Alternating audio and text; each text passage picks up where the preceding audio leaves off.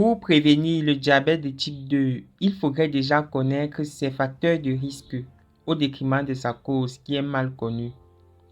Dans la physiopathologie du diabète de type 2, on a deux mécanismes majeurs, l'insulinorésistance et l'altération des capacités à l'insulinosécrétion. Le mécanisme d'insulinorésistance, qui est généralement le mécanisme déclencheur du diabète de type 2, est déterminé par l'hygiène de vie, la sédentarité, l'alimentation excessive et de mauvaise qualité nutritionnelle, et par des facteurs environnementaux comme l'âge supérieur à 45 ans. L'obésité androïde qui découle de la mauvaise hygiène de vie altère au niveau du foie, des muscles et des adipocytes l'action efficace de l'insuline. Le mécanisme d'altération des capacités d'insulinosécrétion vient généralement après l'insulinorésistance lorsqu'il résulte d'une intoxication pancréatique au glucose. Néanmoins, il peut être juxtaposé à l'insulinorésistance, mais ne se fait ressentir que si l'insulinorésistance est déjà présente. L'effet de ce mécanisme est déterminé par des facteurs génétiques liés aux cellules bêta des îlots de Langerhans ou aux cellules alpha qui sécrètent anormalement le glucagon. Donc, en résumé, l'hygiène de vie et les facteurs environnementaux sont déterminants pour l'apparition du diabète de type 2. Et les prédispositions génétiques ne viennent qu'amplifier les conséquences d'un mauvais état de vie.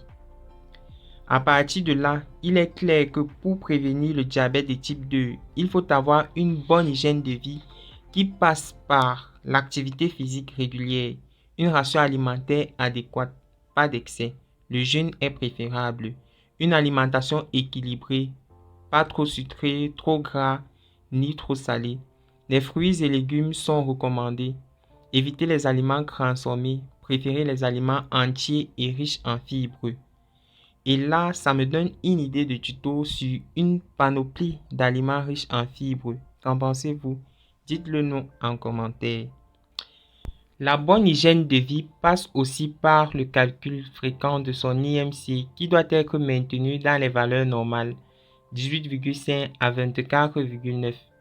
Le calcul de l'IMC est simple, il faut juste mesurer son poids et sa taille et appliquer la formule suivante. Poids en kilogrammes sur taille au carré en mètres carrés.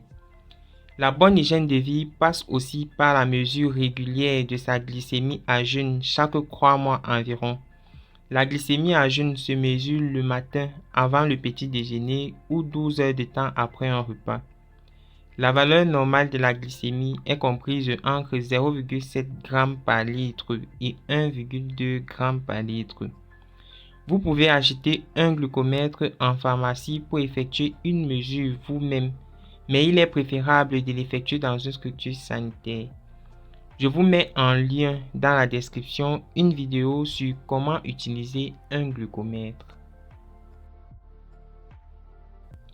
Ce sera tout pour cette vidéo. Le titre sur les conseils pour une meilleure prise en charge du diabète de type 2 pour les personnes malades sera disponible très prochainement sur un tuto entier.